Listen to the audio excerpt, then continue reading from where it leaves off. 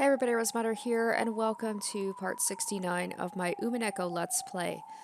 Last episode saw the ramifications of Battler being nice and letting Erika have those 3 seals, as she seems to have trapped him in a logic error by sealing up the room where his body was in. Because it seems like his plan was to have Battler actually, not be dead and be the one going around and doing things like leaving the note at the guest house.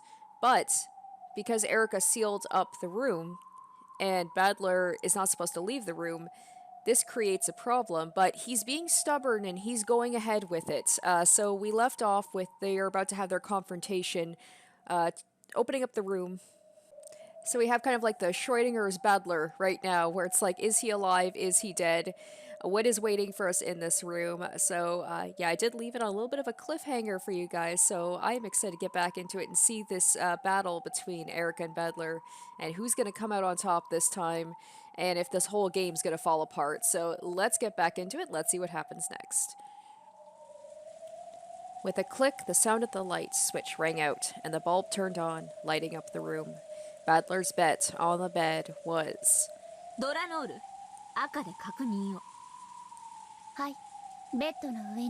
Here we go. Is dead? Is alive?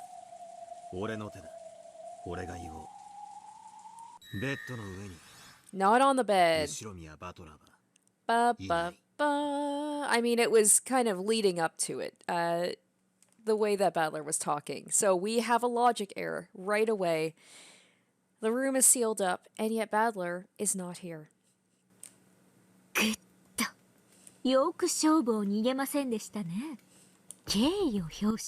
Definitely felt like a lose-lose for Battler, whether or not he was going to concede this one or not.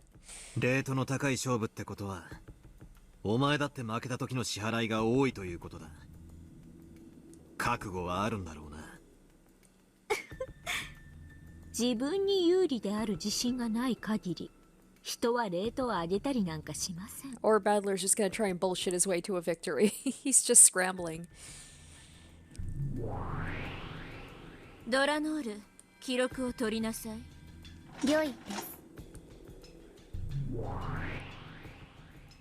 At Delanor's nod, Cornelia, who was hanging back, started taking a record. She wrote down that Battler's corpse, which should have been on the bed, was not, and also that Battler hadn't backed down from this locked room game.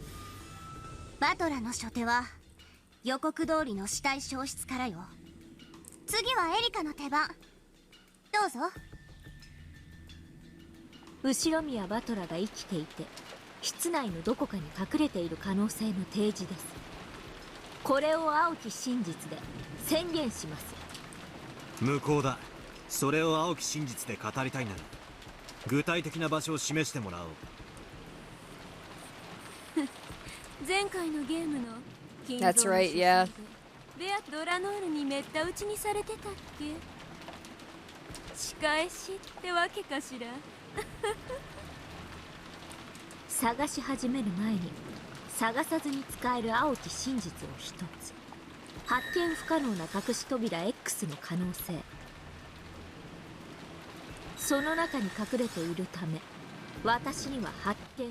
That's definitely a Battler move, but isn't there a thing where, like, that's one of the rules of Delanor, the rules, Nox's rules about, like, no hidden, like, entrances or anything like that?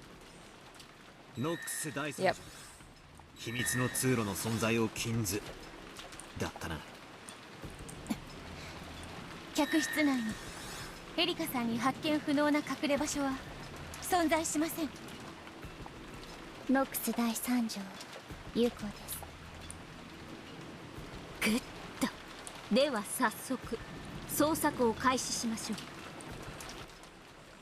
Erika slowly began to walk around the room.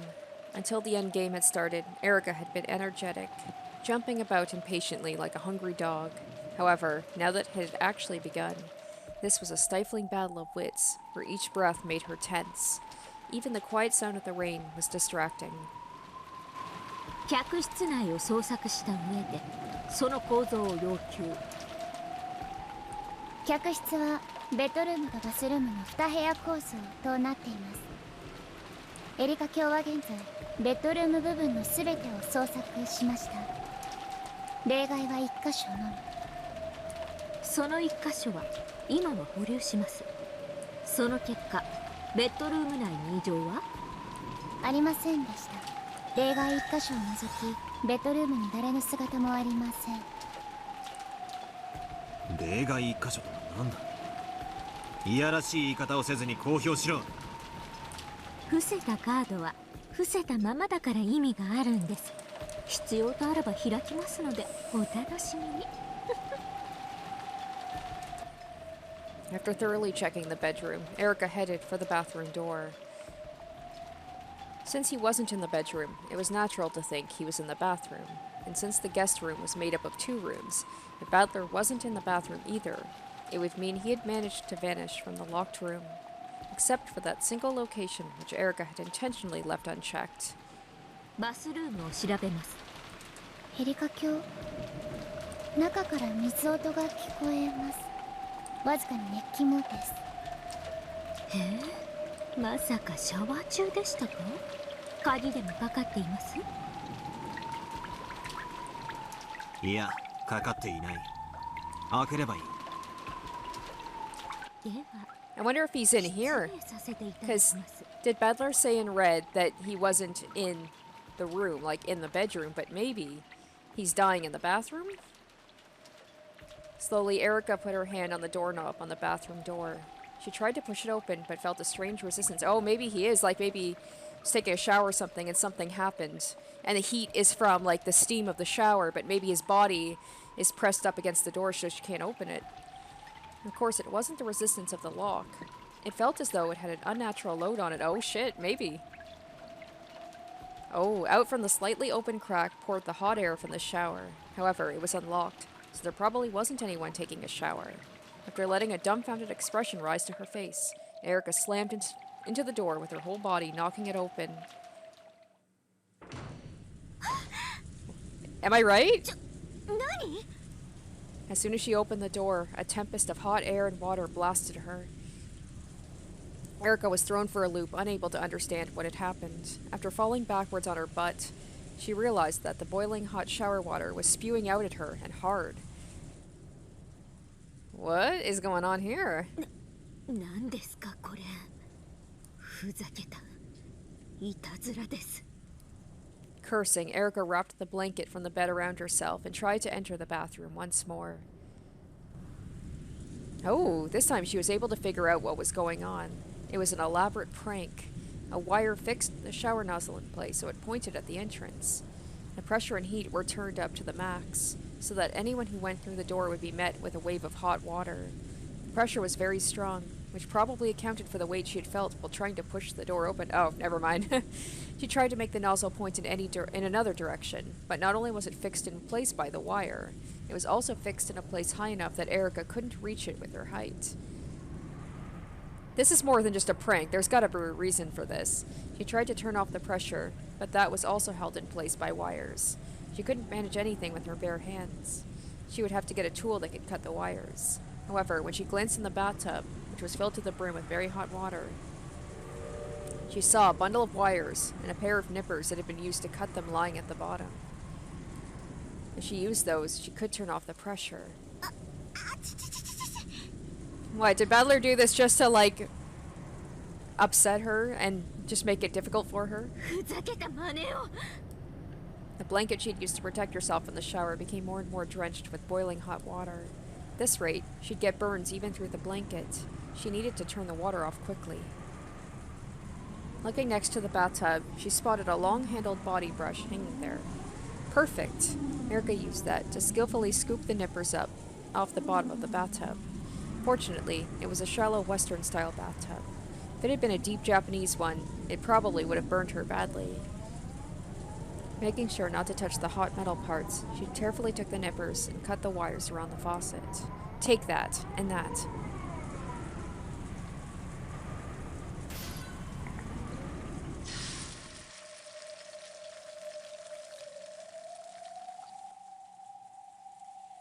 What is the point? What was the point of that?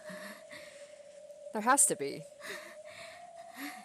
I know sometimes like heat can be used to affect the like if a body is there to affect like the time of death, so it like would make a body like either decompose quicker if it's hot or keep it cold so that it makes the body decompose longer, like it takes longer. So she finally closed the faucet and heat from the hot water storm died down. For a while, Erika was forced to cool her almost burnt arms under running water. とんだ災難です。あんたも一風呂どうです？このボディブラシで顔面を洗ってあげますよ。お気持ちだけで結構です。あっそ。そりゃ残念です。Erika had finally regained enough of her composure to be abusive. She closed the faucet completely, and silence returned to the bathroom. After that, all that remained was Erika's heavy breathing. She turned on the fan to get rid of the hot steam. She left the bathroom for a moment until that was finished. It was pleasant, like stepping into an air-conditioned room on a hot summer's day. ふざけた罠ですね。しかしこれは検視時にはなかったものです。よってこの罠の出現により後宮バトラが生きていたことが証明されましたね。まあもとより死んでいるとも思っていませんでしたが。バレているカードを堂々と晒してきたというだけの話です。ではバスルームの中を確認しましょう。バトラの姿は？いいえ、バスルームに誰の姿もありません。グッとこれで私たちは例外一箇所を除いて客室にバトラが存在しないことを確認しました。I'm so curious about this one place that she's talking about, but like she said, she's keeping that card close to her in case she needs it. いい加減にしてください。その例外一箇所とは一体どこですか？棺桶です。A coffin? 後宮バトラのね。What? 肺は肺に、死体は棺桶にです。この部屋で詰めるんだろう。いいぜ、キナ。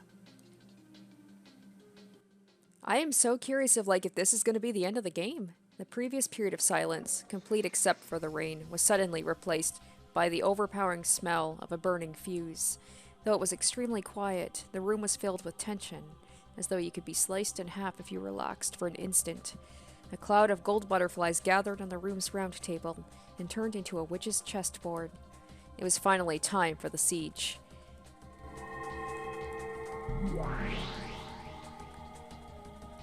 青き真実。あなたはこの部屋から消失などしていません。姿を隠し、あたかも密室から消え去ったかのように錯覚させただけです。隠れた場所は私がまだ調べていない例外一箇所。As Erika lightly raised her right hand, a single gold butterfly appeared from the darkness behind her, flittered between the index finger and middle finger of Erika's raised hand, and became a white piece. Then she lifted it high into the air. その例外一箇所とは、入り口脇のウォークインクローゼット。Bang! Like a white bolt of lightning striking the earth, the white piece homed in on the weak spot in Battler's territory and slammed onto the board. A walk-in closet seems like an obvious place to check. I thought it was going to be something a little bit more fantastical. そう、ここです。 With a crash, the door of the closet, which was just off to the side of the guest room's entrance, was impaled by a spear that represented the blue truth. Delanor had spun around and thrown it. The door was completely pierced, and the spear stuck in so deeply that if a human had been hiding in it, it would have stuck through their chest as well. Its still quivering handle was a testament to the force with which it had been thrown. ここしか隠れる場所はありません。あなたは今この中に隠れているのです。どうですバトラさん。心臓のど真ん中を一突きでまさにスマザードメイトってところですか？バトラさん、次はこちらの番です。ああ、やはりな。そうだろうと思ったぜエリカ。わざと一箇所を残し相手を棺桶に追い詰める。前回のゲームで金蔵を夏日の部屋に追い込んだのと同じ手だ。その手は読んでいたぜ。おや、そうでしたか。では応酬をお願いします。しかし予告します。してみろ。あと2手であなたをチェックメイトします。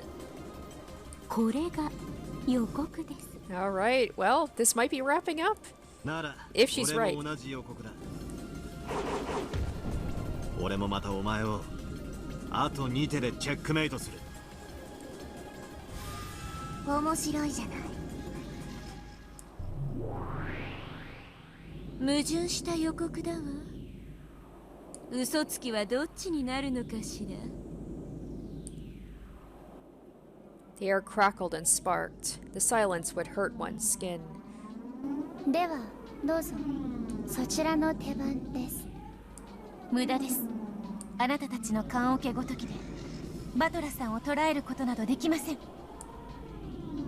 これが俺の王手だ。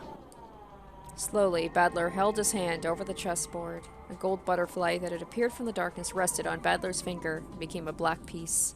That black piece was the king, which represented Battler himself. これがお前の言うバトラはクローゼットに隠れているへの俺の一手だ。くらえ。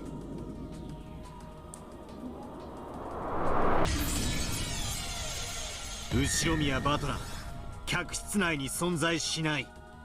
クローゼットも含め一切の例外なくだ。 But this is the problem though, because isn't this a logic error? Unless he can, if he can explain another way that Battler, like the room couldn't be sealed, but he's all like is sealed, but he's not in here. Like a black bolt of lightning this time, Battler slammed his piece down on the white piece of Erika's that had cut deep behind his lines, smashing that piece completely. As gold sprayed everywhere, and a faint cloud of gold dust hung in the air, Erika's piece melted beautifully into the darkness. She probably was expecting him to do this.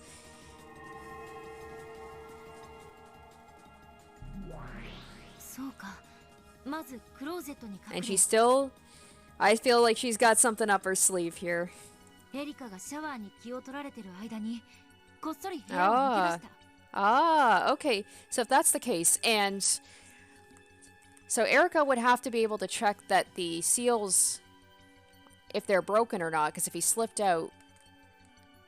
But by her opening the door, even if the seal wasn't broken before, her opening the door would break the seal, so she wouldn't be able to tell who broke the seal, right? 前回のゲームで金蔵を書斎から逃した手法と同じだ。観測者の観測をそらし闇に消える。 Interesting, but that would mean that he would have to have assumed that Erika wouldn't immediately check the closet.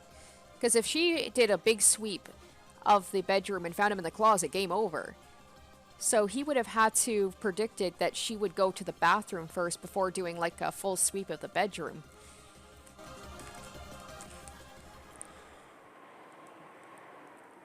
グッと。そうでしょうね。ええ、そうでしょうね。読んでいますよ。その一手はね。Next was Erika's turn. A gold butterfly fluttered in front of Erika, and she grabbed it right out of the air with a swipe of her hand. She then lifted that hand into the air and raised the white piece high. 遡り手を宣言します。この部屋に封印を破って入った一番最初の時点です。Derp, right. I'm an idiot. I'm an idiot. She would have to break the seals to get into the bedroom. Everything I just said doesn't matter. Oh god, I can't believe I didn't think about that. あの時、私はす Okay. ぐに扉を閉め、チェーンロックをかけ直し、この部屋を封じました。異議申請。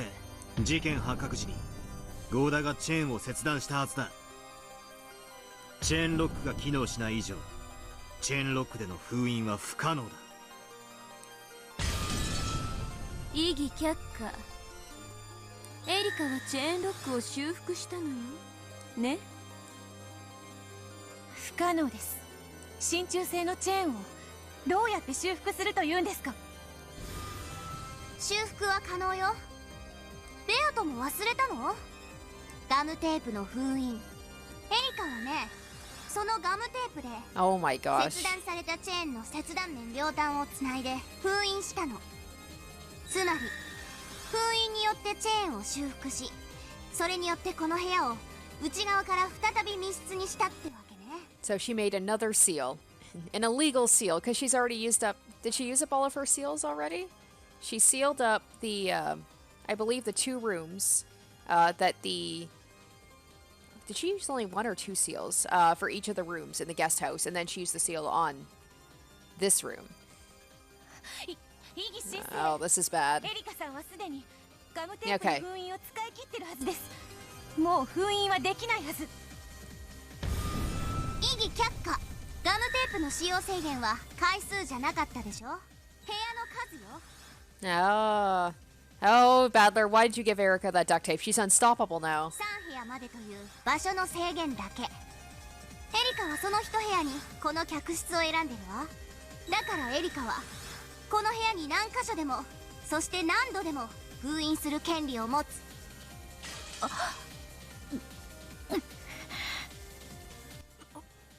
Oh boy. Now, was that Battler who said that, or was that Erika who requested the 3 seals, or was Battler the one who did that? If he had just reworded it slightly, he may have been able to get around this.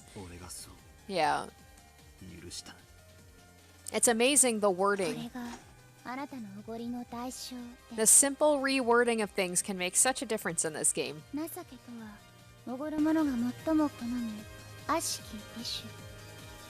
というわけで、遡り手によりガムテープの封印によってチェーンロックが修復されて元の機能に復帰していることを宣言します。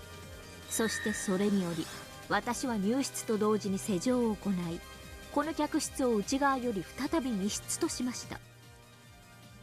The white piece Erika held aloft represented the seal formed by the chain lock. This move would draw Battler's king and drag it to the guillotine. 死ね、バトラー。 The piece for the chain lock was slammed down on the square of Battler's king's throat. 復唱要求。今、このチェーンロックは施錠を維持している。 So that means he was never in the room to begin with. Battler's face contorted. Beatu, who was watching from behind, grimaced even more. This move was very painful.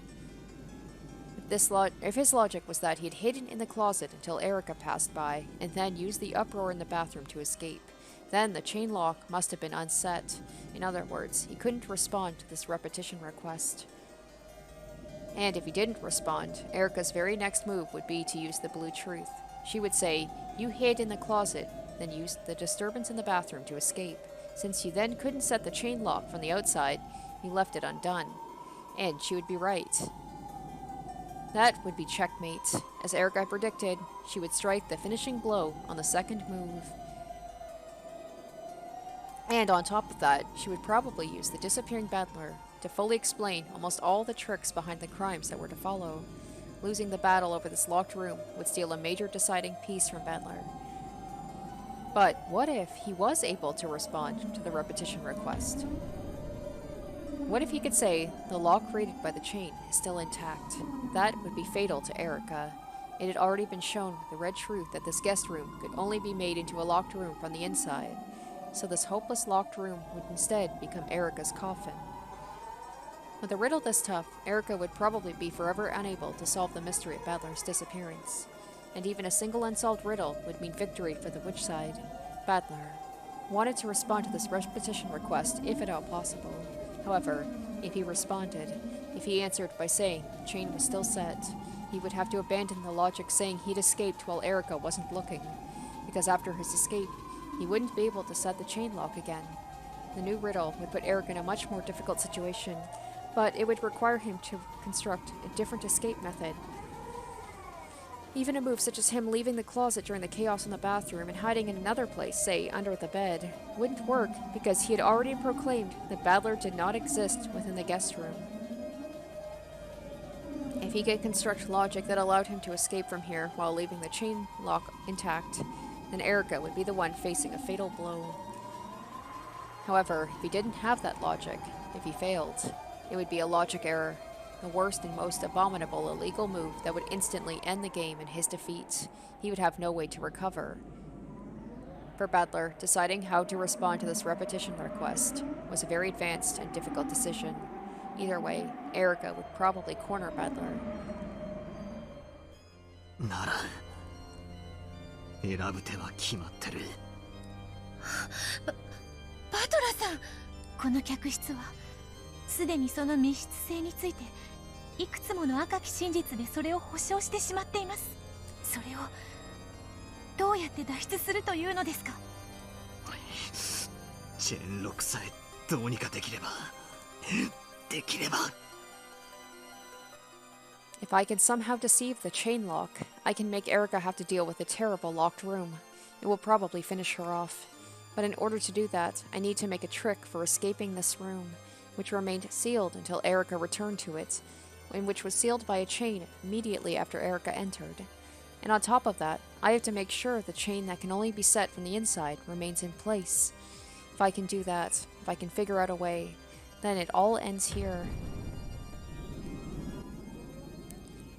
Once again, is this what was representing the person that was trapped in that locked room, like they're unable to escape the room? Because they have the chain around their neck, just like the chain of this locked room. You know, it's just like this is the thing that's haunting him. But I still can't think of that trick. Right now, Erika's asking me to repeat whether the chain lock is still set or not. I need to decide whether I'll take the challenge or back down, and I need to do it right now. If I have a certain win trick, then this is where I should fight. But if I don't have that trick, I should just acknowledge that I slipped out of the closet, undid the chain, and escaped, and back out of the fight. If I say the chain was set without a trick up my sleeve, then it's impossible for me to escape. In other words, it's a logic error. この部屋での戦いを落としてもまだチャンスはあります。まだ2日目の未明ではありませんか。不可能犯罪を再び構築する時間も十分にあります。いや、ダメだ。もしここで俺が部屋から逃げたことを認めたら、それはもう犯人であることを認めたのと同じだ。この部屋の戦いを降りることは、このゲームの負けを認めるのと同じ。Battler's point was a valid one. If Battler was the only one alive and free to move while all the other humans were locked in the guest house, Erika would probably name Battler as the perpetrator for all the following impossible crimes and base her blue truth around that. Battler wanted to forcefully turn that around on her. He would have to rewrite his tricks and logic so that someone other than Battler would be set up as the perpetrator. To fix up one flaw, he'd have to create new flaws, and the flaws might eventually pile up and kill Battler. Even running away would mean tightening the noose around his own throat. The first truth that Battler is the culprit has already been hit upon, but I'm still going to stubbornly refuse to give in and somehow fight to get out of this. I need to fight. This is the make or break moment. I've definitely been cornered into a dangerous spot. However, if I can nimbly switch gears, everything might turn around at once. If I can just make this chain my weapon, I can kill Erika. まさか復讐要求に応じるつもりですか？チェーンロックを外さずに脱出できるロジックは終わりなんですか？ He's like, I'll figure it out. That's what I do. I bullshit. Bullshit, bullshit, bullshit. Like he said, like a politician. You just gotta come up with lies and then come up with lies to explain those other lies. ないです。答えたら最後。ロジックエラーで直ちに敗北です。どちらを選べばいいかは明白。そうだ。明白なんだ。どちらの手を選んでもエリカの望む最悪の展開となる。どっちを選んでも最悪なら勝った時一番見返りのでかい握手を選ぶべきだ。あんた脱出のロジックもないのに切り札もないのにレイズを受けるの？復讐要求を受けて勝負する気なの？俺の手札は役なしかもしれない。だがな、1枚入ればストレートにもフラッシュにもロイヤルストレートにだって化ける手札なんだ。降りても乗っても地獄なら勝った時奴の息の根を止められる方を選ぶ。狂気の一手だわ。狂人は時に自ら死地に飛び込むから奇跡を起こす。不可能です。どうやってチェーンを破らずにこの密室を脱出するんですか？英雄と異常者の差はたった一つよ。勝ったか負けたか。あんたの大勝負拝見させてもらうわ。If I can finish things with this move, then as I predicted, I can kill Erika on my second move. I still can't think of a trick for escaping this locked room. However, there has to be something. There has to. And once I think of it, I can make a magic illusion of me changing into a butterfly and slipping like smoke out of the crack in the chain-locked room. If I have even a drop of that mad mage's blood in my veins, if I can have just a shred of the glorious miracle he was able to bring about, share it with me now.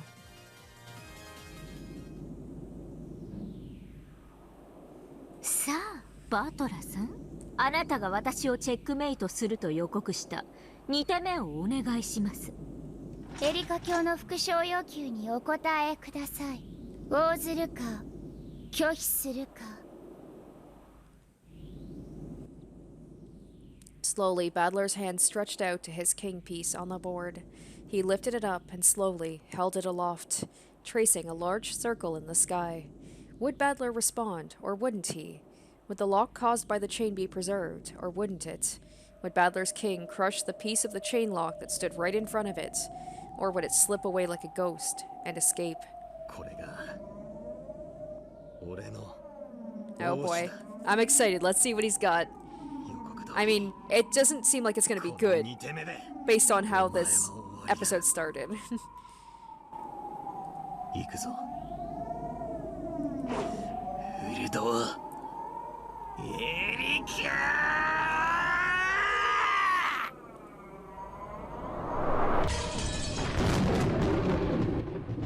Battler's king became a black lightning bolt and crashed down onto the board. Where had it gone? On top of the piece of the chain lock? Or past that piece? He will respond. I mean, of course he was going to.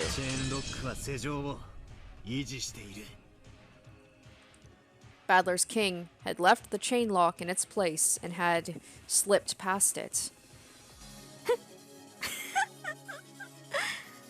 そうですね。ここでチェーンロックは維持したままだと言えたらかっこいいですよね。そりゃあかっこいいでしょうね。でもね、かっこいいからってだけで自分によって死地に飛び込む愚か者をなんていうか知ってます？さあ、後ろ宮バトラっていうんですよ。ロジックエラー道義を申請。あんたの今の赤き真実は今自らのロジックを自ら断ちました。中立審判員は直ちにジャッジメントを行ってください。大ラムダデルタ卿。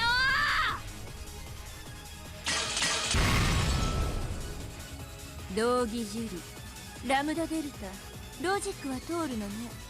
検証を。道義ジュリバトラ見せなさい、あんたのカード。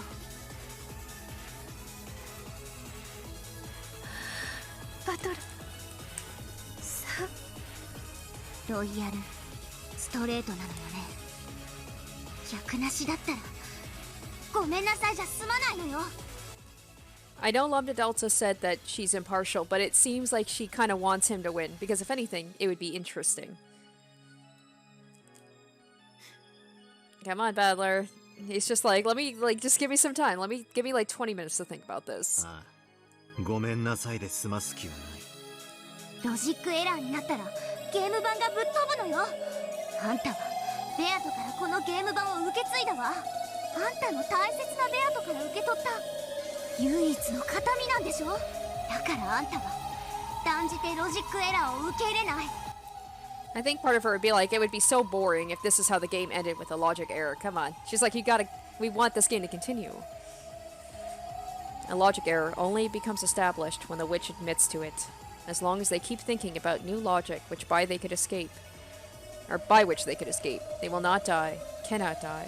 However, that is like being imprisoned in an endless living hell of the mind.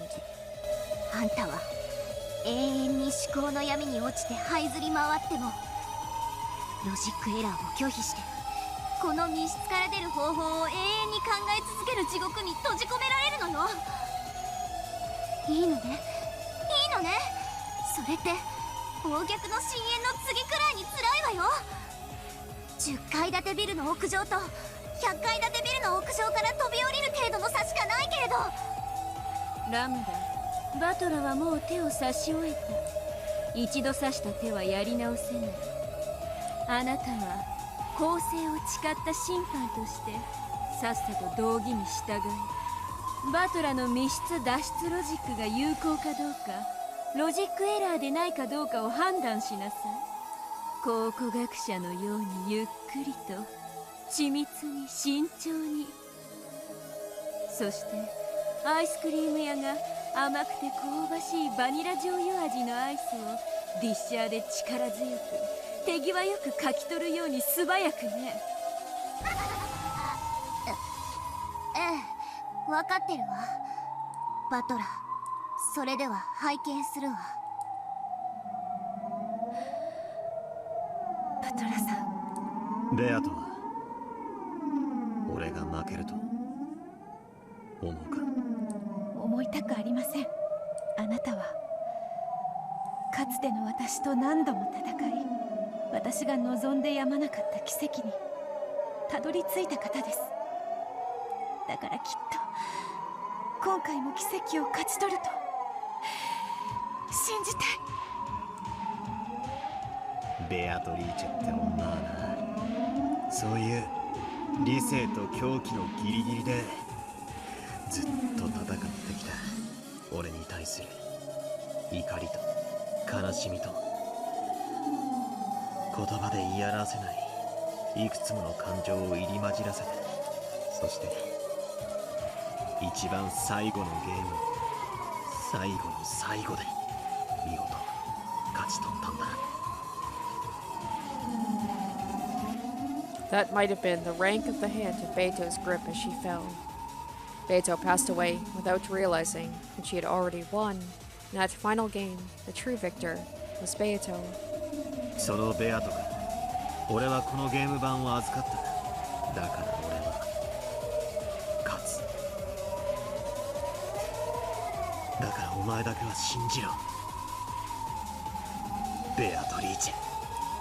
信じて。奇跡が起こるなら。頼む。信じますバトラさん。うわーうぜー。とっとと確認してください、ラムダデルタ卿。 The difference between playing it with love and not playing it with love. She just wants this to be over. She wants to win. ないんですよロジックなんて。この密室から出る方法なんて存在しない。勇み足でしたよバトラさん。そりゃあこれで勝てればかっこいい。 Is Lum Adult actually going to be like, actually, there is a way? And then just shut Erika up. チェーンが破られてないのに姿を消せたなんて最高。かっこいい。不思議。泣いて。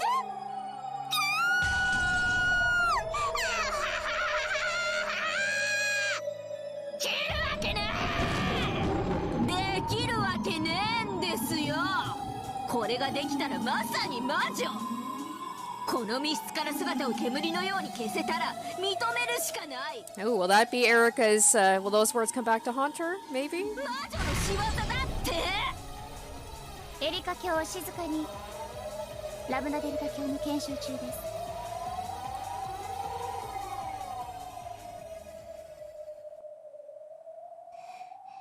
Okay, what's it gonna 通 be? って行って Pass through one move. 戻って Okay. 詰めて。 She's really trying. I know, like she said she's impartial, but I think she's really struggling. She wants to find a way for Battler to be able to do this. With sweat gathering on her forehead, Lambda Delta inspected the movements of the pieces from Battler's side. She was as accurate and as meticulous as an archaeologist, just as Bernkastel had told her to be. After gulping stiffly, Lambda looked between the formation of the pieces on the board and Battler's face, which remained tense but steady. ラムダ検証終了したわ Oh boy, I'm like probably as nervous as Battler is. Like, I mean, I don't think it's gonna end well. But I imagine there's gonna be like, just like with the last game, there's gonna be a last minute thing where maybe Beato will come and save him somehow. Maybe she'll come up with something. She'll come in and save the day just like he saved her. 神様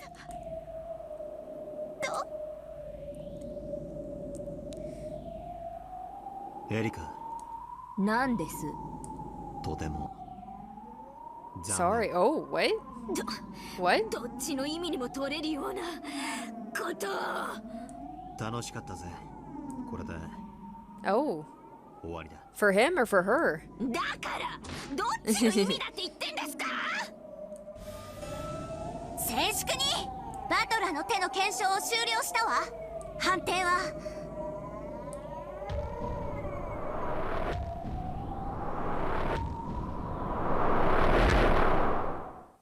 有効 Valid. 有 What? 効 Yes. 嘘よ。判定は有効よ赤き真実すべてに抵触しないロジックの提出を受けその検証を終えたわ魔女側プレイヤーの手および最後の復唱要求に応じた What? 赤き真実は有効 I want to know how. But Erika literally said herself, she's like, I'd have to acknowledge you're a witch if you can figure out a way to get past this. バトラーあんたを初めてすごいと思ったわ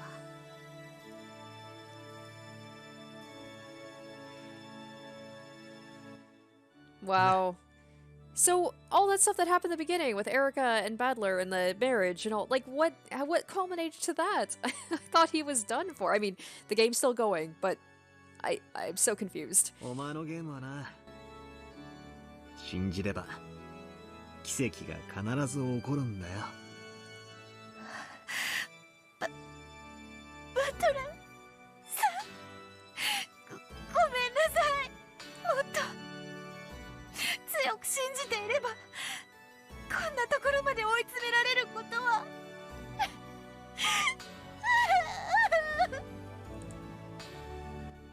Beato flew into Battler's chest, sobbing. Erika staggered backwards, shaking her head back and forth dizzily. That's the end of Erika, she's gone. And Bernkastel? Her face was like an expressionless mask. Then slowly, it became a smile. And for some reason, it seemed the sign of some horrible emotion. 見事です But how? I guess that's for me to try and figure out how that's possible. よもやチェーンを破らずにこの密室を抜け出すとは感服です With her small hands, Delanor slowly started to applaud quietly. She was followed by Gertrude, and then Cornelia, and then by Beato and Lambda Delta too. Applause filled the room. This feels like the end, but there's still so much. We haven't even got to the second Twilight technically yet.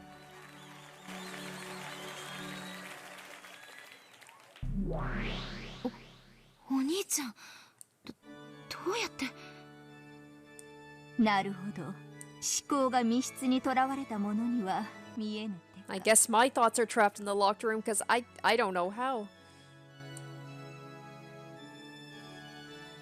ありえない。ありえない。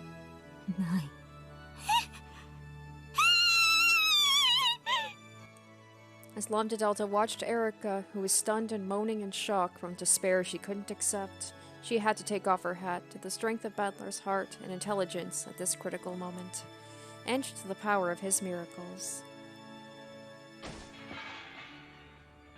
Incredible, Ushiromiya Battler. I was so wrong to think your power and Beato's would cancel each other out and bring an eternal draw. I've suffered total defeat. And Byrne, who realized your true strength, but thought she could get you to do what she wanted. Well, she suffered total defeat too. Byrne is the witch who waits for miracles. You are the witch who summons miracles. You are not Byrne's piece. In this moment, without a doubt, you have surpassed Byrne. The fact you only took a moment to think up a trick to escape this locked room really is nothing short of stunning. Okay, wow, are they actually going to go through exactly what happened? Okay. As Erika predicted, Battler had been hiding in the closet. Then during the chaos in the bathroom, he had snuck out of the door. Erika had guessed this much. She retroactively set the chain lock and sealed it to prevent Battler from doing this very thing. The chain lock cannot be reset from the outside, so it should have been impossible to escape from the locked room.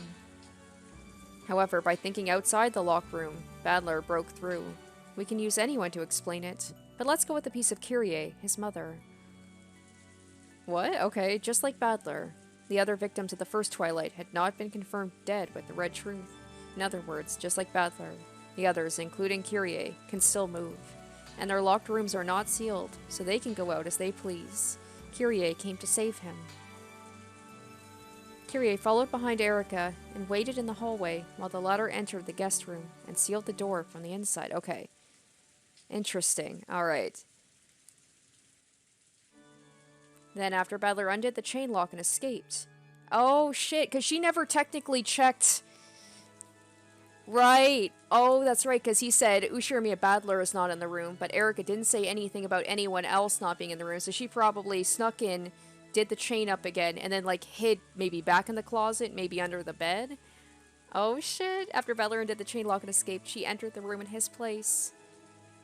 Then Kyrie reset the chain lock from the inside and hid in the closet, just like Battler had done. Oh my gosh. Once again, using the power of specific words. Saying in red, Ushirimiya Battler was not in the room. Oh man. Yes, it is true Battler isn't inside this guest room right now. However, that doesn't mean no one else is inside of it. Kyrie took Battler's place in the closet, the one exception that Erika left unchecked, and is there still. Kyrie saved Battler.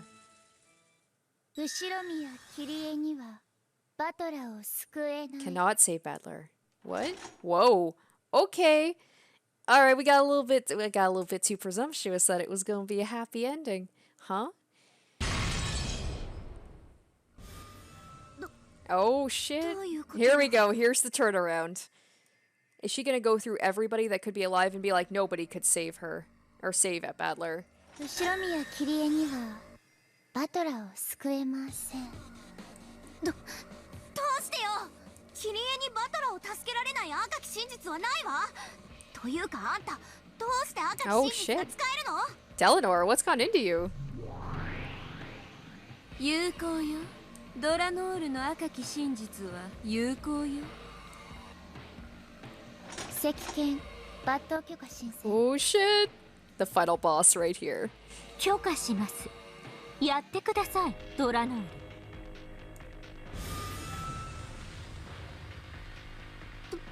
どうしてあんたがそれを許可できるのよ。有効よ。公正なジャッジメントとして私がこの赤き真実を保証するわ。理由の開示なく？すぐに開示するわ。すぐにね。Oh boy, oh boy.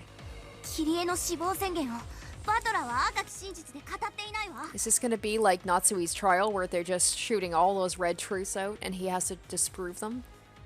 Red truth against red truth. 許される。そしてガムテープの封印は3部屋を使い切り、キリエの部屋を封じることはできないはず。なのにどうしてキリエにバトラーが救えないなんて赤き真実が使えるの？赤き真実の根拠がないわ。根拠はすぐに教えるわ。さあ、それよりラムダ、キリエではロジックを通せなくなったわ。バトラと入れ替わる他の駒にロジックを差し替えなさい。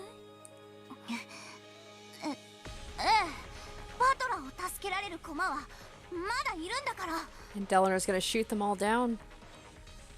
Reconstruct the logic. All we need is someone who could switch places with Battler. It doesn't have to be Kyrie. なら夏日に差し替えるわ。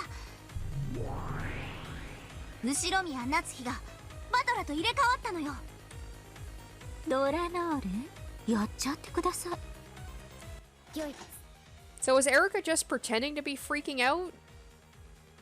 Like, did she honestly think that she was done for, or was that all an act? Just like before, which caused Battler to give her the duct tape in the first place. Delanor's red longsword smashed Natsui's piece into little bits. How? How can Erika deny this logic without the detective's authority? 後ろ宮夏日にはバトラを救えません。じゃあエヴァ、後ろ宮エヴァ、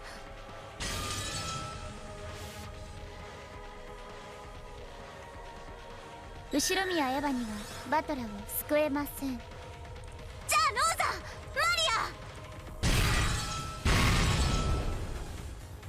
マリア、無駄です。ローザにもマリアにも救えないのです。です。 Oh, here we go. 代打です。センテンス中です。Great Equalizer is the death!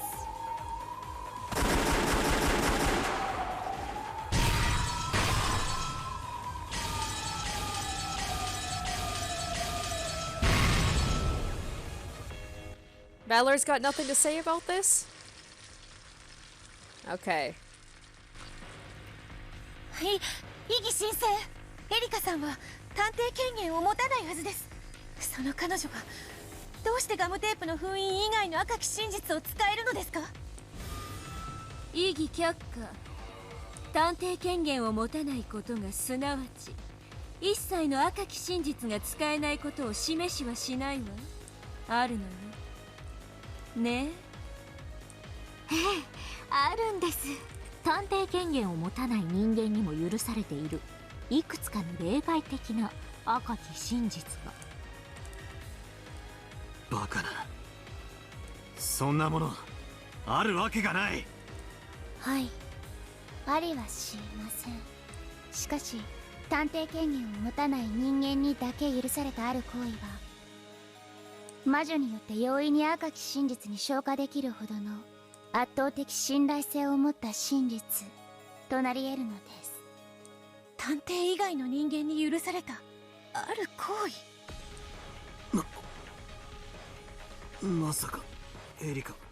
Wait. お前 What? I don't know. I don't know. ピーンときたわ。 Did Erika... Oh, shit. Hold up. Hold up. Did Erika murder everybody? That's when she was running... Oh my gosh. Did she run off? When she was checking all the rooms, did she kill everybody so nobody would be able to come save him? Hold up.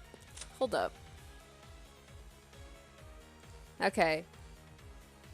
So everything looks like it did before. Okay. Oh, I wonder. なるほどね。私の想像が当たっているならそれは有効だわ。赤き真実。わかりません。探偵権限がないことによって許される力なんてあるんですか？ある。一つだけある。 Would a detective be able to do that? Would she be able to go in and murder people? Because then she's the murderer. And that's the whole thing, is you have to decide if it's going to be a witch or not who's committing these crimes. I don't think she'd be allowed to do that. ようやく気づかれましたか。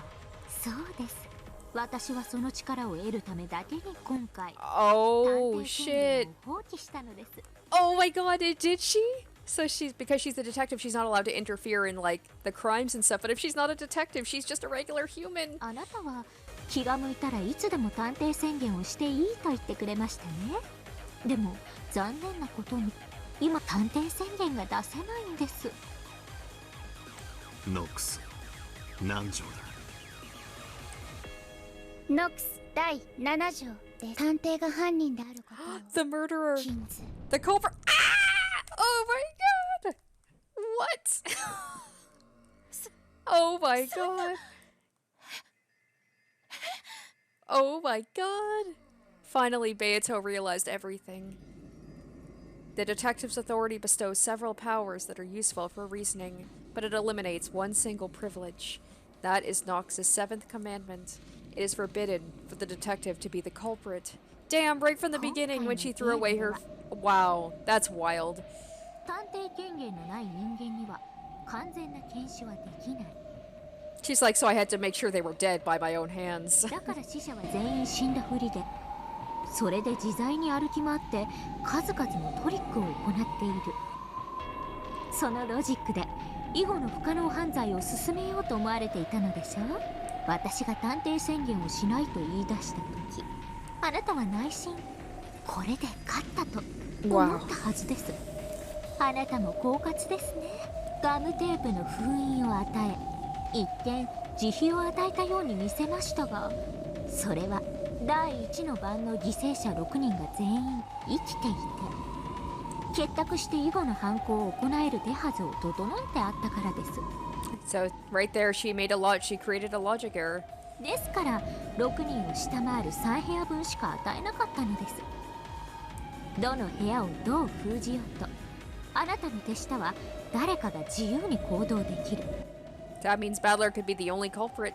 そのあたりからうまく Well, 私を other than 追い込 Erika んでいこ murdering うと everybody. 企んでいたのでしょう。しかし残念ですね。つくづくあなたの甘さにはうんざりします。 So she totally was when she was pretending, when she was crying and stuff. She knew all along she had already won. She did say she was going to get it in 2 checkmates, in 2 turns. バカな男です。 And this damn game had me thinking that he had won. God damn it. お前らの猿芝居にまんまと騙され、お前に慈悲を与えるというおごりを見せたことを俺は認める。そうだ、探偵権限などなくても人間にはあるんだ。絶対に検視を誤らない方法が。 Is the human lying in front of you alive or dead? You can answer that question by examining the corpse. With just a quick glance, your chances of being right are 50-50 either way. Various bits of knowledge and experience can be used to obtain a more precise result. However, no matter how much you do that, while you can reach up to 99%, you can never reach 100% accuracy. That's what most people would think. However, there is one way to conduct a perfect examination. 殺すということです。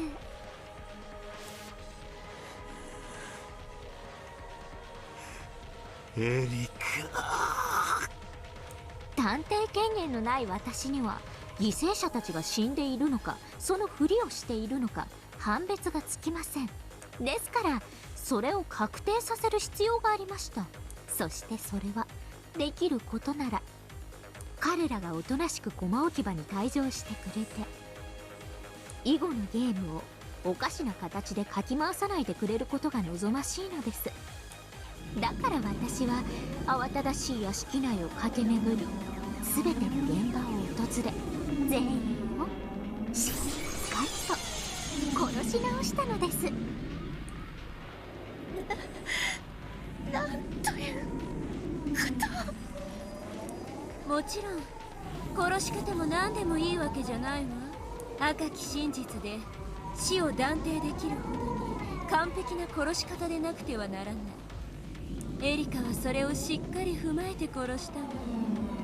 殺す行為そのものはいろいろだけど、その後殺した全員の頭部を完全に切断したわ。Damn. これは赤き真実に昇華するに十分な殺し方よ。 Yeah, that's been the difference so far, is like in the other deaths, like faces have been crushed. Or like slashed or whatever, but never fully removed. So you can't confirm that all. Well, I know the red truth was given to a lot of the deaths, but oof, wow. 有効よ。頭部を切断されて生きながらえる人間など返り血も浴びずに何人もの頭部を切断なんてできるんですか？例えば厨房からゴミ用の大きなビニール袋を持ってきて包丁をビニール越しに握ります。そしてビニールで死体全体を覆いながら作業すれば返り血はほとんど防げます。もちろん包丁もビニールも人数分用意し、現場にそのまま捨てていきました。下手に持ち歩いて血ボタを廊下に走らせたり自分の服を汚したりなんて無様な真似は一切しません。現場には私の指紋のついたビニールなどが残されているでしょうが、警察が来るまで物語が続かないこのゲームでは何の物証にもなりませんから。捨てていって。 Yeah, I did not care about committing a perfect crime, although I totally could have if I wanted to. ふざけるな。そんなのミステリーで許されると思ってんのか。それをファンタジー側の魔女に言われるとは心外です。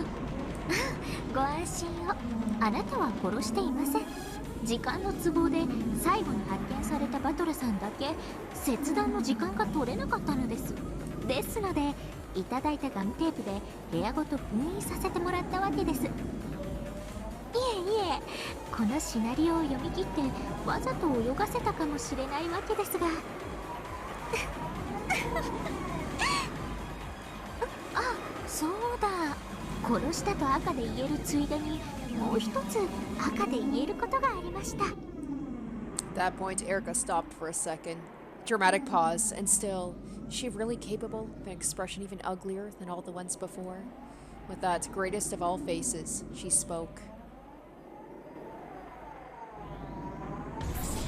私が殺した5人全員は私が殺す瞬間までちゃんと生きていました。皆さん律儀に殺される直前の瞬間まで頑張って死んだふりをしていましたよ。マリアさんが一番頑張り Oh, 屋 now さん she's で just した。 twisting the knife. だってあの子同じ部屋で先にお母さんが殺されてるってのに She's taking way too much pleasure from ず this. っと気づかずに死んだふりをしてたんですよ。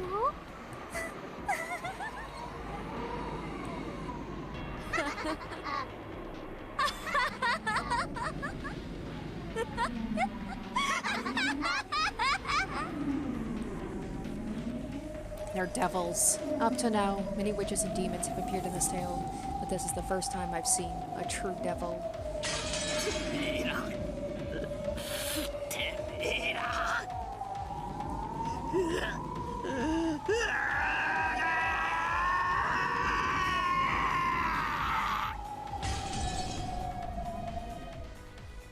At last, Beato understood the entire plot of this tale.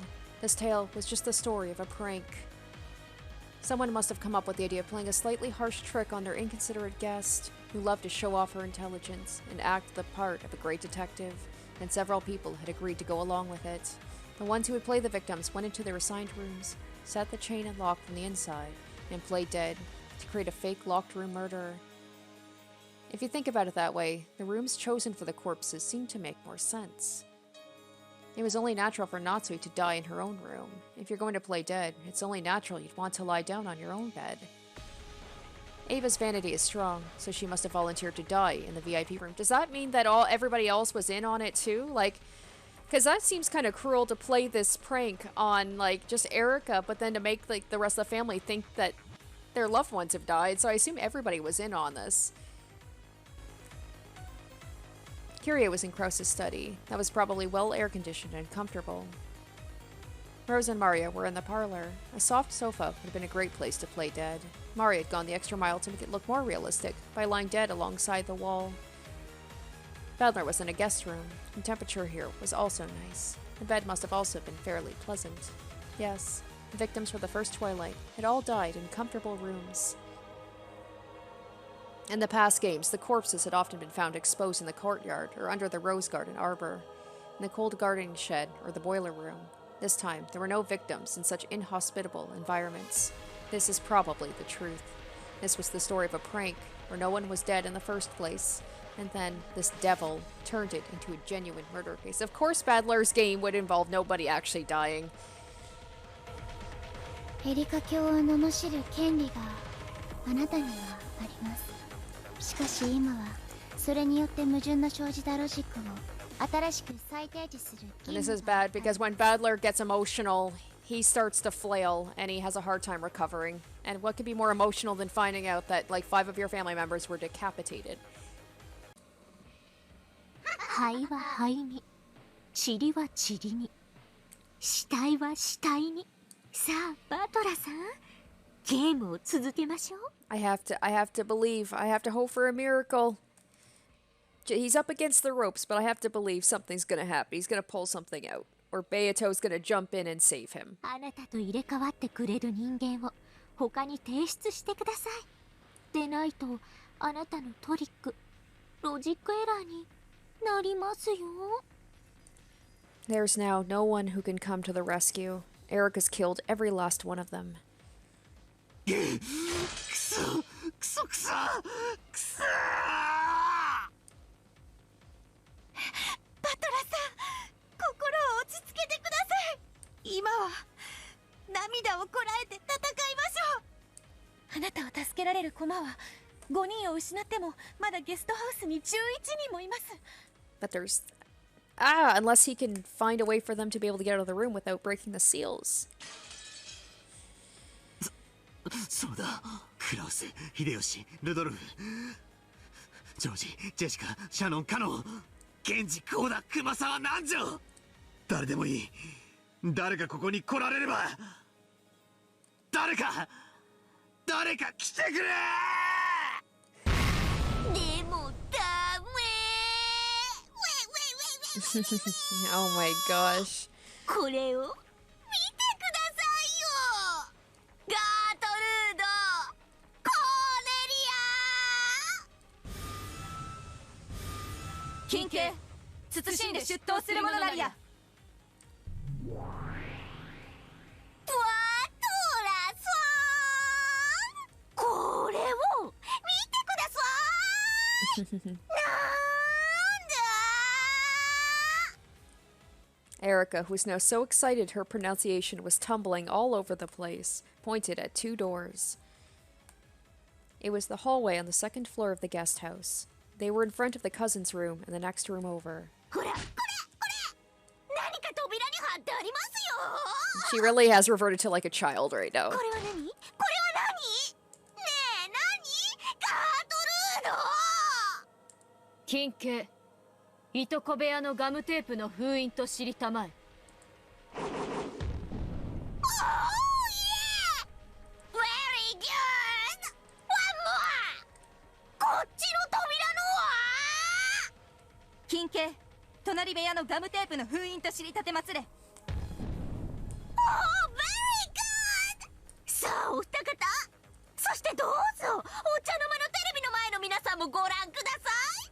双方の部屋の扉、ガムテープの封印をどうぞご覧ください。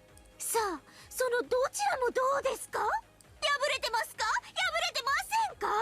さあ、高らかに赤き真実でお願いします。金系、慎んで申し上げる。どちらも破られていないものと知りたまえ。破られていない封印とはすなわち、未だ何者の出入りも拒みたることの証と知りたまえ。封印を破らずしての出入り、改めて言うに及ばず不可能と知りたてまつれ。グッドです。バトラー、ご覧の通りです。あなたを助けに来ることができる人間はもはや存在しないのです。 The victims of the first Twilight have all been killed, and the guest house is still sealed. No one can come to the rescue. Beato, somehow, please.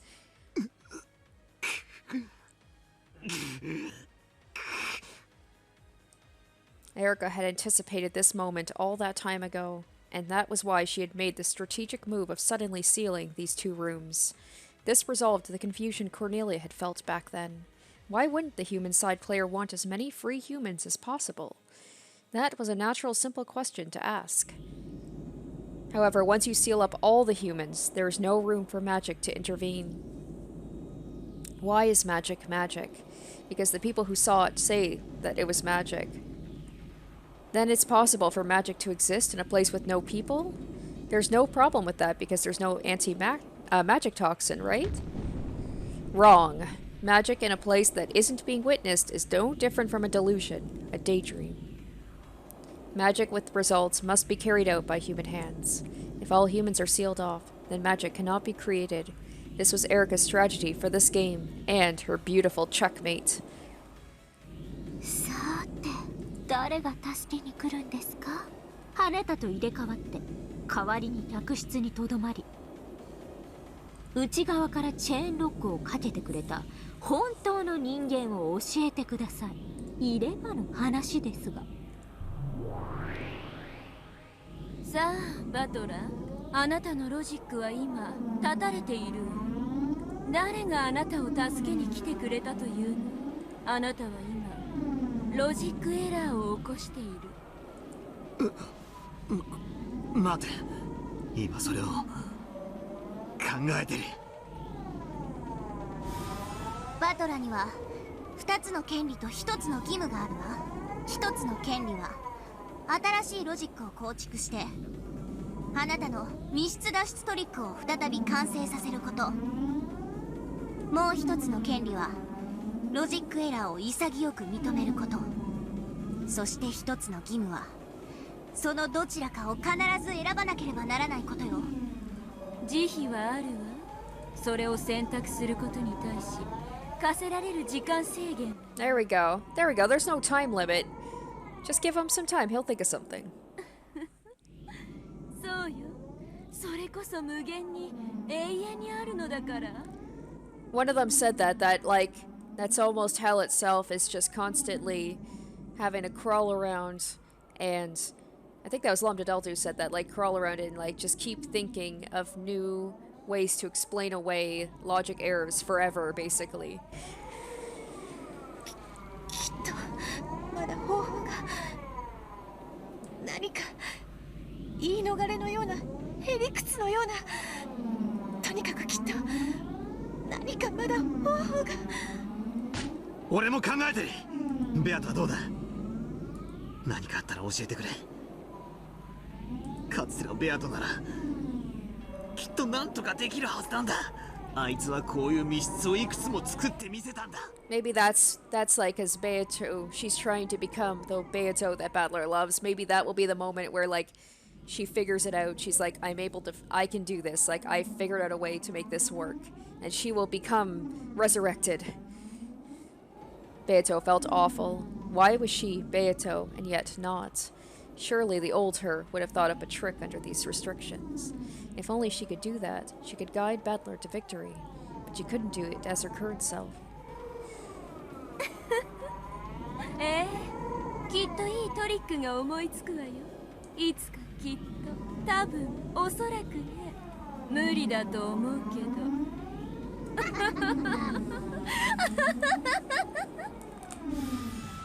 ではバトラー、再び客室に戻るわよ。そここそがこれからのあなたの世界。 Once again, they returned to the slightly chilly guest room. It was the same room as before, of course, but it felt as though an unsettling darkness had crept in. ここがこれからあなたの過ごす So 部屋。 that's it, right? He's trapped in that room until he can figure out a way to get himself out of it. どんな方法でもいいから、あなたはこの部屋から抜け出せばいい。ただし条件があります。お分かりと思いますが、それはあなたが自ら貸したものです。まずこの部屋は内側から作られた密室です。 So when he was all like, you know, they were having that quote-unquote wedding, and he was like dead inside, like the real him was trapped. The real him, the metaphorical him, is trapped in this room, and he can't get out. I'm guessing that before they have their wedding and they are bound together, Beatrice is going to swoop in and she's going to figure something out and save him. 窓の封印は健在ですので、窓からの脱出はありません。バスルームからの脱出方法ももちろんない。はっきり断言しましょう。この扉以外に脱出口はありません。しかしこの扉にはチェーンロックがかかっています。外すもかけ直すも自由ですが、それは内側からしかできません。そして扉から出ることさえ自由ですが、チェーンロックがかかっていない状態での退出は脱出とはなり得ません。あなたはチェーンロックを維持したままこの部屋から脱出してみせなくてはならない。そんなできるわけが、できるわけがないの？ Have some faith, Beato. 自らが作った密室だわ。Gotta wait for a miracle. 扉とは異なる脱出口を設けておいたわ。それはバスルームにある。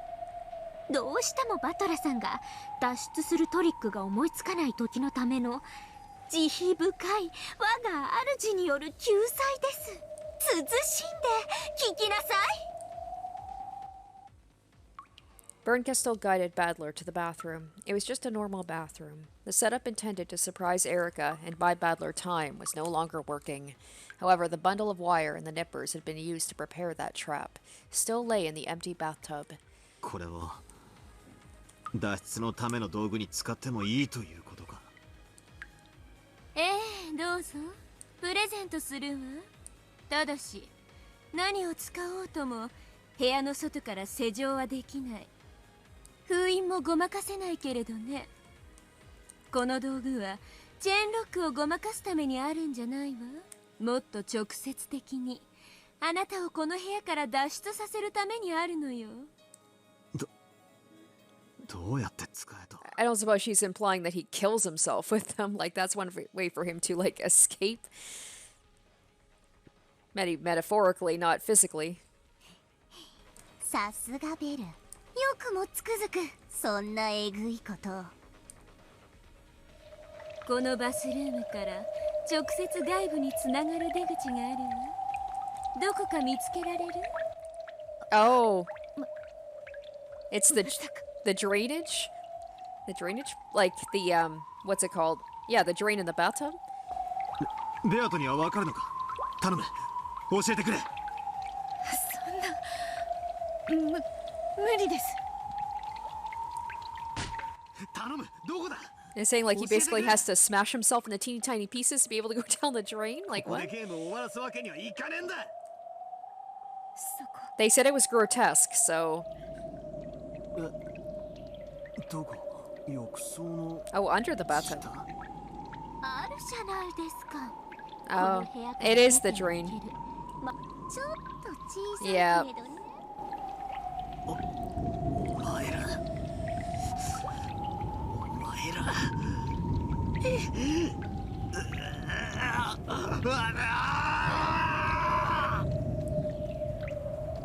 そこの浴槽の底の排水口、そこからならチェーンロックを維持したまま外へ出られるわよ。でも確かにその出口から出るにはあなたの体は大きすぎるわ。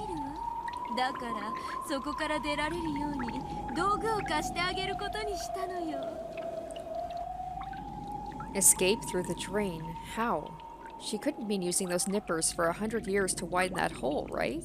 Battler and Beato had already realized. They had figured out this demonic way out the demons were proposing. このニッパーであんたの体 Yep. を通れるサイズにすればいいんです。プチプチブチブチのんびりとお風呂の中で温かなシャワーでも浴びながら自分の体を Ugh. 足の指あたりから少しずつちぎっては流しちぎっては流し、それを繰り返せばあら不思議、あなたはいつの間にか密室を脱出しているわ。あら不思議ですね我が主。それって兄弟揃って同じ末路ですね。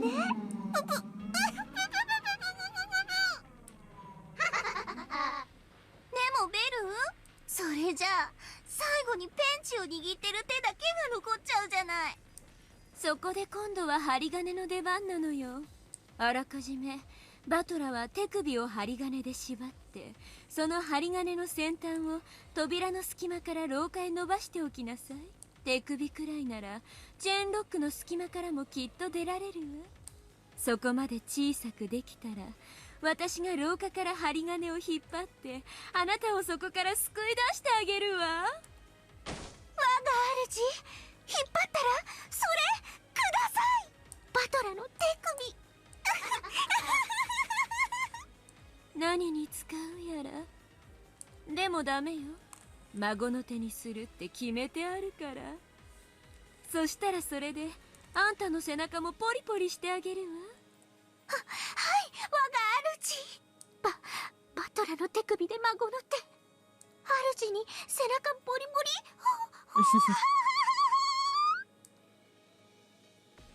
あいつらがうるさい、イラつく、ムカつく。大丈夫よ、すぐに静かになるわ。I knew Lambda Delta wasn't really on Battler's side. She just wanted to keep the game going. That's why it felt like she was kind of pushing him to like figure things out. あなたの思考を乱す一切のノイズは、これよりあなたがこの部屋を脱出できるまで。Because Lambda Delta always says, don't underestimate her. She looks all cute and innocent, but she could be the cruelest one of them all. 永遠になくなるわ。そいつは嬉しいぜ。静かになってせいせいすろ。これは地獄の生還者からの忠告よ。この賑やかさをよく楽しんでおきなさい。あんたをムカつかせる悪行増言さえ永遠の静寂の中では正気を保つ温かな思い出になりうるんだから。ベルンやエリカが憎いならば、それはベルンたちの選別よ。憎しみがある限りあなたは諦めずに済む。諦めるってのはね、ここでは意味が違うのよ。諦めてなお出られぬ地獄が永遠であることを今のうちから覚悟なさい。今あなたは生還者と。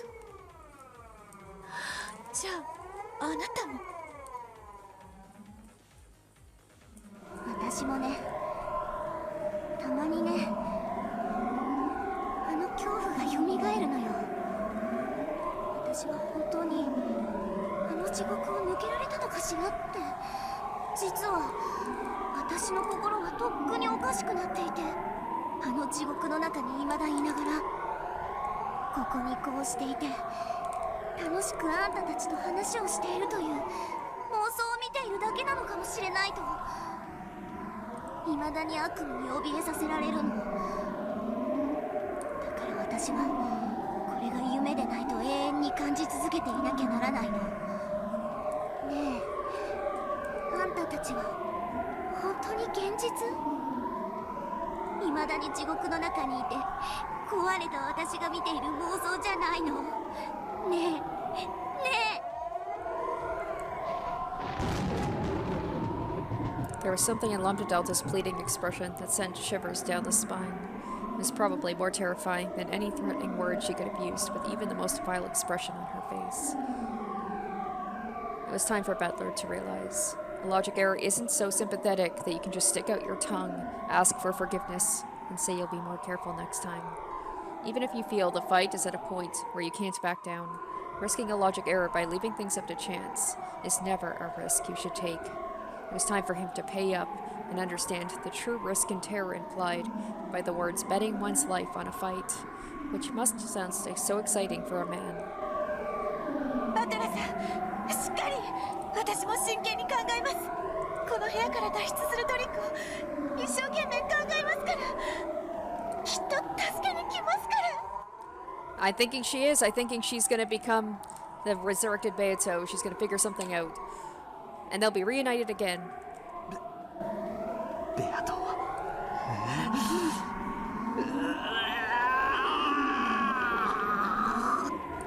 絶対に考えついてやるからな。見てろ。ではお名残惜しいけど、これで私たちは退出しましょう。これ以上彼の仕事の邪魔はできないわ。それではまた。バトラさん、あなた風に言うと See you again. Have a nice day.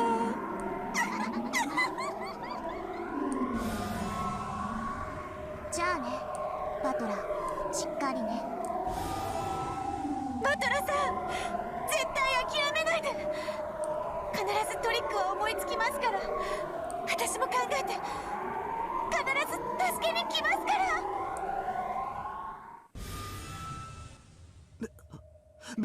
And now the silence begins. Before he could finish saying Beato's name, they had all disappeared. They hadn't disappeared in a golden spray or turned into butterflies and flown away. As if there had never been anyone but him in the room to begin with. Battler blinked once, and everyone else was gone. Nothing remained. Not their voices, their presence, their warmth, nor even the faint perfume Beato had worn. The frigid air of the room was wrapped only in the lonely sound of the wind and rain. With that overpowering feeling of isolation, I finally began to realize how horrible a punishment this would be. ふざけやがって。こんな部屋簡単に出られるじゃねえか。いいか、部屋ってのはな、出たり入ったりができるようになってるんだぜ。それができなかったら部屋とは言わねえんだよ。 This is stupid. It's easy to undo a lock and chain from the inside. Damn it, for some reason I've always been clumsy, and undoing chain locks always gives me trouble. Ah, it's off. Hee hee, what a stupid puzzle. Look, now the doors open freely, see? Hey, what's this cold feeling on my neck? What the hell is this? Why is there suddenly this iron collar around my neck that's attached to a chain? Damn it, who would do something like that? When I reset the chain lock, it disappears, and when I undo it, it comes back. The chain is pretty long, so I can make it a little way out into the hallway, but I can't go far from the door. Then if I close the door, stand on the outside, stick my hand through the crack, and just somehow set that chain. Why have I always been so clumsy? I'm not really clumsy, it's just that me and chain locks don't go well together. Damn it, I hate chain locks. I hate chains. Why won't it work? Why can't I set the chain lock from the outside? Damn it, damn it, damn it.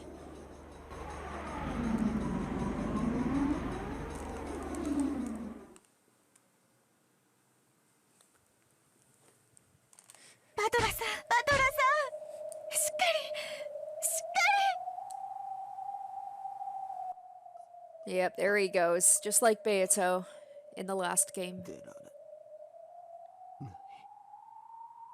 It's funny to see the roles reversed here, where he was trying to save her and now she's trying to save him.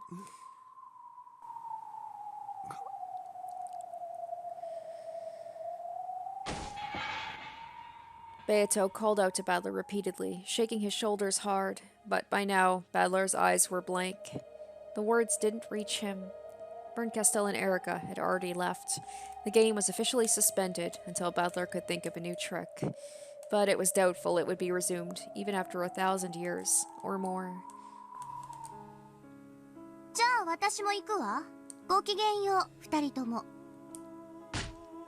ごきげんようじゃありません。すぐにトリックを思いついてゲームを再開しますから。お時間は取らせません。だからまだとどまっていてください。お願いです。同じ言葉を私たちは何人もの魔女に言わせてきたわ。そうして本当にゲームを再開できた魔女は幾人と知らない。私が知る限り、それは私とレルンだけよ。どうしてそんな地獄を知っている人がその地獄に人を突き落とすんですか？退屈だから？それだけのために？ええ、そうよ。退屈から逃げるためよ。退屈になるとね、思い出すからよ、あの地獄を。そしてね、相手を地獄に落とすことによってね、私は突き落とす側の人間なんだ。だからここは地獄じゃないって実感し続けなきゃ、またあの地獄の恐怖にとらわれてしまうのよ。あなたたちに抜けられた地獄なら必ず彼も抜けられます。私が助け出します。絶対に。絶対に。この絶対の魔女ラムダデルタを前にして、あんたは絶対を誓うの？はい、絶対に。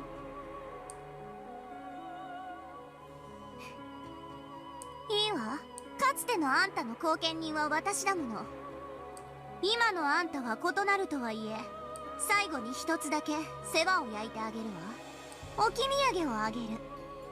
それは何ですか？希望よ。あんたが絶対を捨てない限り必ず叶うという希望よ。 That seems like a pretty big gift, as long as she doesn't lose hope or いい？ faith. かつてのあんたは無限の魔女ベアトリーチェ。かつてあんたは不可能犯罪を歌った推理小説に憧れて、それによって魔女の存在を主張して魔法をあまたに認めさせ、魔女への階段の一つとしたわ。推理小説。そう、かつてのあんたは立派な読書家。推理小説を愛し、密室犯罪を愛した。 Okay, so maybe 不可 that 能犯 was... 罪の超エキスパートだった。 I don't know of the timeline, but is that why she reached out to oh my gosh, I forgot her name, Featherin, or like as the author who created all of these different stories, and that's why she wants to read through everything. She's like, I need to figure out, maybe if I read through all of these detective novels, I'll be able to figure out some trick. あなたはいくつもの密室トリックを読み漁り、究極にして一なる原始のトリックに気づき、それを魔法体系の核にしたわ。バトラはあんたに言わなかった？かつてのあんただったらきっとこの窮地でもトリックを思いつくって。私がそれを認めるわ。絶対の魔女ラムダデルタの名で保証する。かつてのあんたならきっとこの密室トリックを That's gonna push her even more, to be like, I need to be the old me. それが私からあんたへの置き土産よ。じゃあね。あんたはこの絶対の魔女に対し絶対と誓ったわ。だからさよならは言わない。また近いうちに。はい、また近いうちに。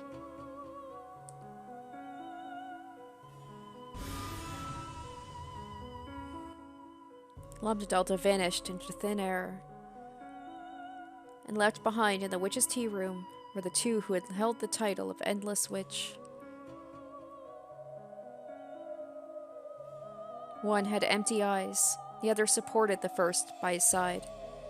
Ironically, it was the exact opposite of how their relationship had been in the previous game.